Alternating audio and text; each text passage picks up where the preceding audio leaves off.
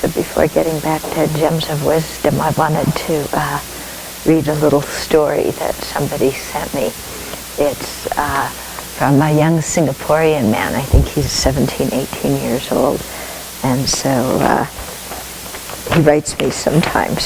So this is his recent story. So he says, I know you have covered extensively the subject of anger in many of your talks, and also in books.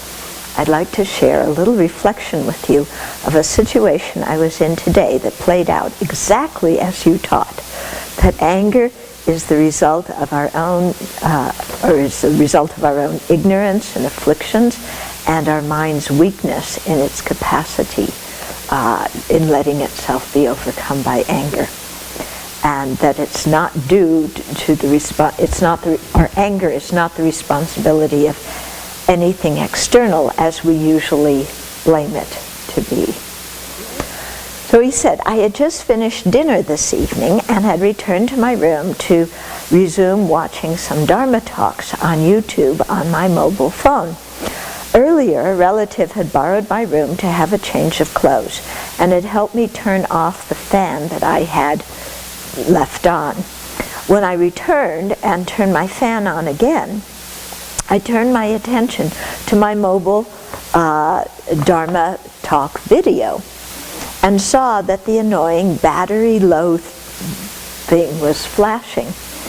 Anger and irritation sprung up instantly, and my mind complained, you clearly left the switch on in order to charge your phone battery while you were having dinner so that it would be charged enough for you to watch this Dharma talk.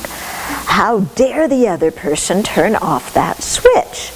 Now the battery's low and I can't watch it. Why do their hands itch so much that they have to meddle with my affairs and my belongings? This is my phone and they're being meddlesome and not respecting me.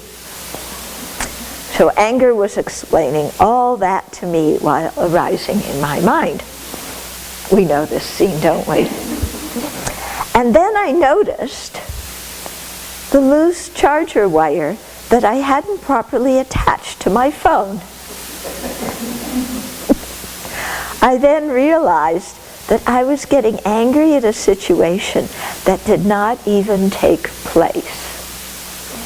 And finally, I experienced what I've been hearing from your anger teachings, that we, through our own distorted mind, are solely responsible for our responses. Nothing other than ourselves has the power to influence our own practice.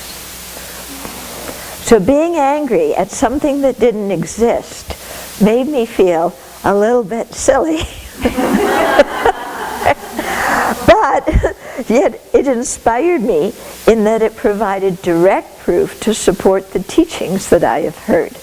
I realized that this not only works with anger, but with all my afflicted states of mind. So this experience is going to help a lot in changing my future responses to and perception of things. Yeah. So it's it's kind of like the snake rope example.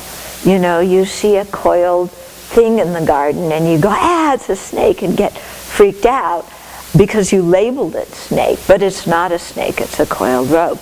And so here too, he attributed the low battery to something that was not the cause of the low battery. He got very, very upset, And so, seeing that in all the other situations too, when we get angry, when we get jealous, when we have attachment, all those things, we are exaggerating some quality in the other object, and then getting attached to or resentful of something that doesn't even exist in the way that we think it exists. Yeah. So it's called How to Make Yourself Miserable. With no lessons. We do it automatically. Yeah. And this is precisely why we need to practice the Dharma, to know how not to do it and how to stop ourselves.